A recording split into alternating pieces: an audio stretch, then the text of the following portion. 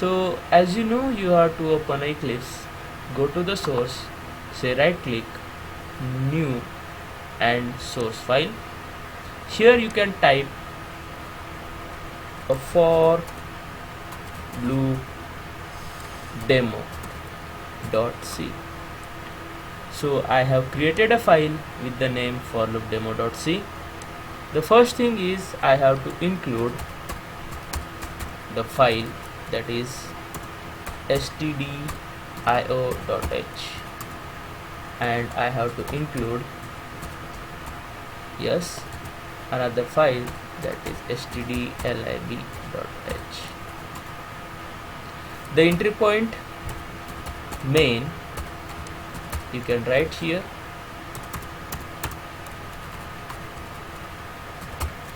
typo error. Yes. So now I have created a main function, I have declared header files, right? So let me go through it. So now I have to print a table of 2, for example.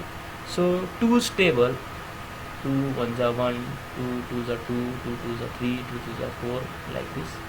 So correct me if I am wrong. Okay, so 2 1s are 1, 2 2s are 4, 2 3s are 6.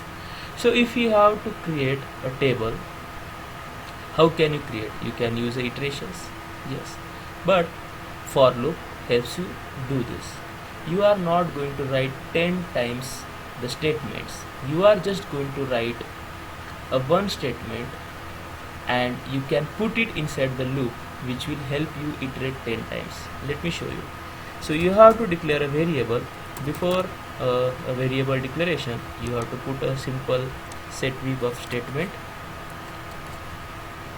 so which will help you to avoid the bug in the Eclipse. So you have to declare a variable, that is I is the iteration variable, and then the number that you want the table of. So you can ask user to enter the number. You can say printf /n enter number to get table. So if user is going to enter the number, then you can just read the number with the help of scanf. You can say %d and then address of number. So once you are able to get the number which is entered by user, you can put it into the for loop.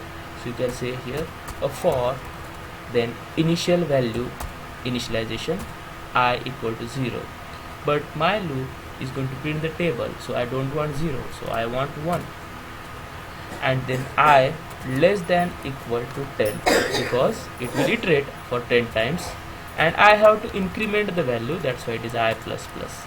So inside the loop I have to print the statement. So I am going to say here printf, and then I have to type here /n %d into %d equal to %d. So I will explain one by one. The first %d stands for the number that you are going to multiply, right? That is your number, with I, that is your iterating value, like from 1 to 10, and then I need a multiplication, that is num into I. Okay, I have to return a 0, right? So I go to project and say build all.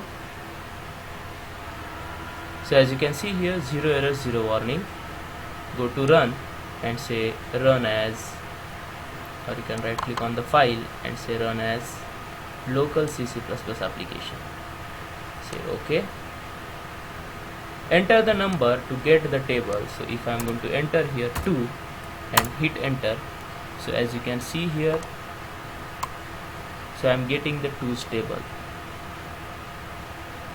Yes, let me explain the project once again.